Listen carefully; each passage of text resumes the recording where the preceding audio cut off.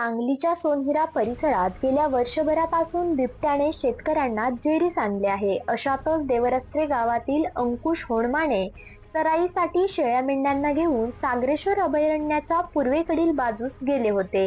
शेळ्या उसाजवळ चरत असताना उसातून अचानक बिबट्या आला आणि त्याने शेळीचा गळा पकडला। शेळी मोठ्याने ओरडू लागली। जीवापाड जपलेल्या शेळीला बिबट्याच्या तावडीतून वाचवण्यासाठी मेंढपाळ अंकुश यांनी दगडाचे शस्त्र करत कसे दाखवले धाडस, कसा होता हा प्रसंग, ऐकूयात त्यांच्याच तोंडून। नमस्कार, मी अंकुश हनुमंत होणमाने, गाव देवराष्ट्रे। मी मेंढरं राखतो। मेंढरं राखत होतो, अचानक मेंढरं अशी भोजून आणि शेरडं भोजून माझ्याकडे आली आणि मी बघितलं काय झालं तर बिबट्यानं शेरडी तोंडात धरलेली। मग मला काय करू काय आरडाओरडा केला काय बिबट्या काय जायना। मग मी दगडाचा वापर केल्यामुळे त्याने शेरडी तोंडातून बिबट्यानं खाली टाकली। मग मी जाऊन जरा बघितलं बिबट्या येतोय का, तर बिबट्या काय नाही। मग जाऊन शिर्डी मी उचलून बाहेर आणली तर शिर्डी अशी कापत होती थरथर। शिर्डी बघितलं तर दात रक्तानं बोंबळ झाली शिर्डी।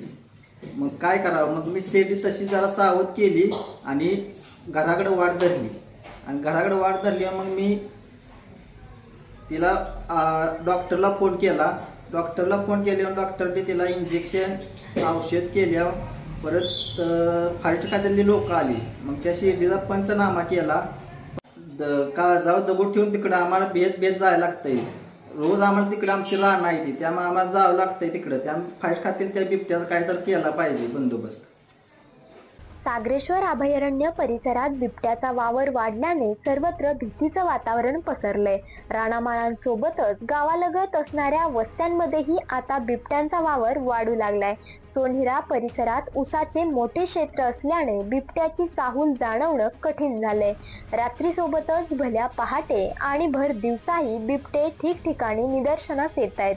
अशा परिस्थितीत अंकुश होणमाने यांनी दाखवलेली धाडसी वृत्ती किती नागरिकांना दाखवता येईल हा प्रश्न देखील उपस्थित होतोय। बिबट्याची कितीही भीती वाटत असली तरी शेतीसाठी तसेच शेळ्या मेंढ्या चराईसाठी लोकांना रानामाळात जाणे गरजेचेच आहे। बिबट्यांच्या वाढत्या हल्ल्यामुळे सर्वत्र भीतीचं वातावरण असूनही वनविभागाचे मात्र याकडे दुर्लक्ष असल्याचे नागरिकांचे म्हणणे आहे। लोकल 18 साठी सांगलीहून प्रीती।